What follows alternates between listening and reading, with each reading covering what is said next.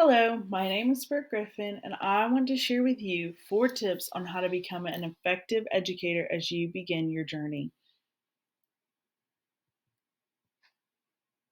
You're an educator. Now what? I am so excited for you in this new chapter with the role you were meant to have. As you begin to decorate your room, implement all the things you've learned in your student teaching and education, and prepare for pre planning and all that is to come, I want to share with you what I believe are the most essential tips for you to become a successful and effective educator that I have learned through my field experience.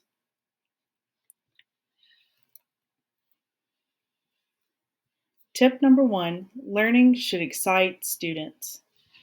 Learning should be fun, hands on, creative, and involve all of a child's senses. We mustn't lump all children together thinking that they have the same learning style or abilities. We should be using colorful and engaging activities rather than just pencils and worksheets. Children need to explore the world around them by learning how to share with others, talk with others, and use a variety of manipulatives. Creating an exciting and fun environment helps students feel motivated, eager to learn more, and feeling supported. It is important to balance all that fun with challenging and meaningful work.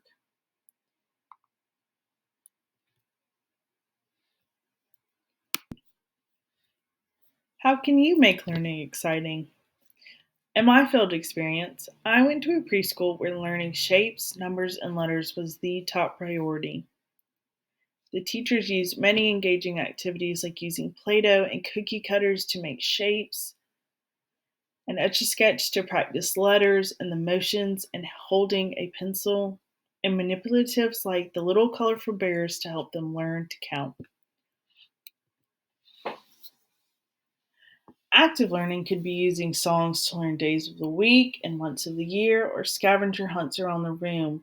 This helps keep students engaged and excited about learning with physical movement.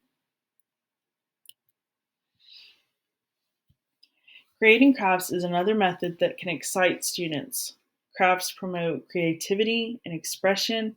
Students can experiment with colors, textures, new ideas, and crafts can be done with all math, science, and language arts subjects.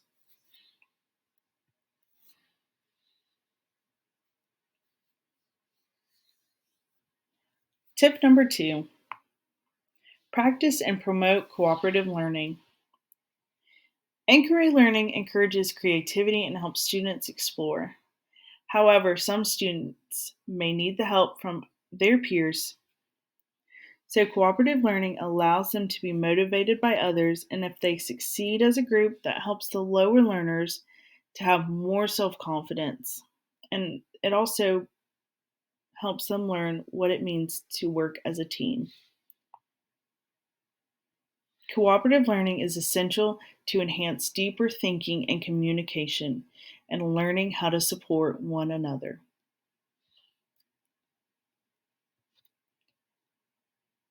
How can you incorporate cooperative learning in your classroom? Having group discussions after reading novels together as a class is a great way to incorporate cooperative learning in your classroom, along with group projects.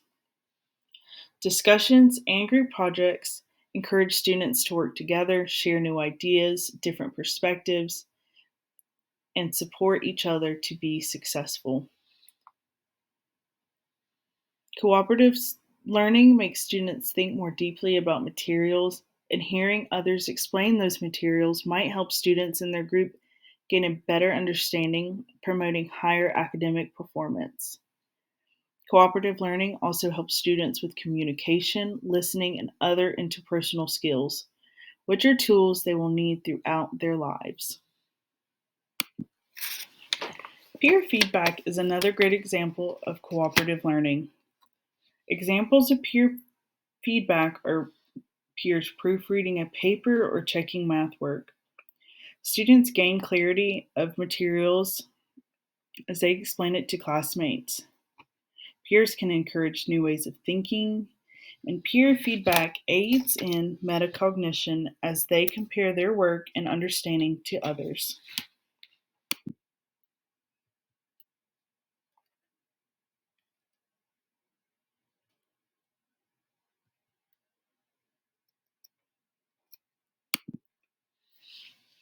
Tip number 3, don't hesitate to redirect those negative behaviors. Behaviors can be scary, but it is vital for you to have clear expectations, to be consistent, and to address students who are being disruptive individually. Some students might have outside circumstances that make it difficult for their classroom behaviors to change. That is why it's so imperative to pull children aside individually.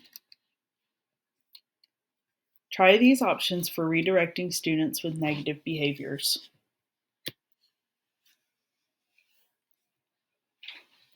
Positive reinforcements. In my field experience at the preschool, each teacher used sticker charts. An example of using the sticker chart is a child who pushes others in line when they want to be at the front of the line. The teacher would then start a sticker chart, and each time the student could line up without pushing their friends, they would earn a sticker. After a time of positive behavior and filling up that sticker chart, the student would be rewarded with the treasure box. Some students may get overwhelmed and lash out and may need a breather in a reading nook or outside of the classroom with another teacher or just in the hallway. Another option to redirect would be to have a child move to a different activity. Maybe the activity is too stimulating or a student has issues with another. The best option for that situation is to direct them to a different activity by saying, find something new to do, or I need you to go to centers 1, 2, 3, or 4, just to help create space.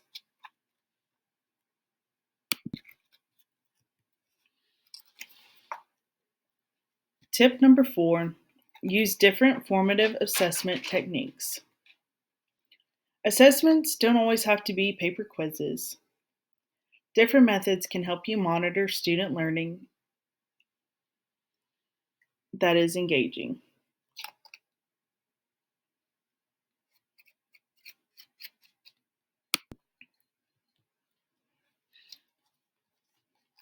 Why is giving different types of formative assessments important?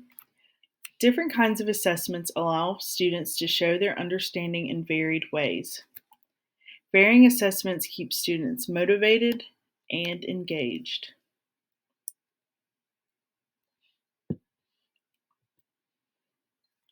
Giving different forms of assessments helps students, but mostly you.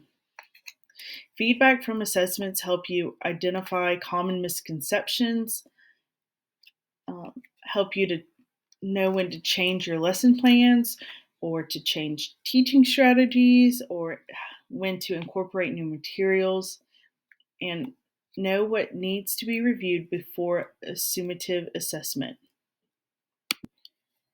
Examples of formative assessments are concept maps.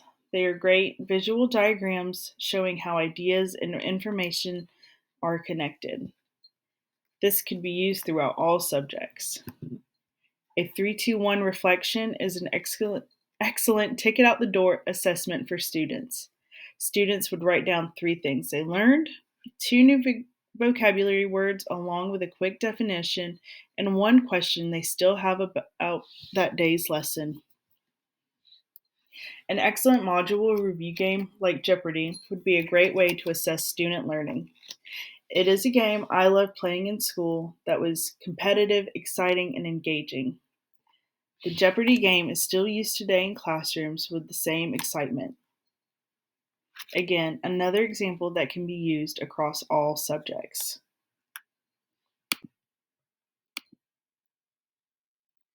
Let's review our tips. Tip 1 was learning should excite students.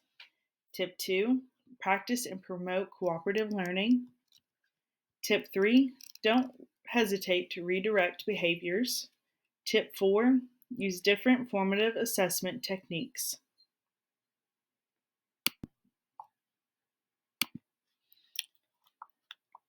This is a quote I want to leave you with as you begin your first year as an educator, and something I want you to remember. A good education can change everyone, but a good teacher can change everything.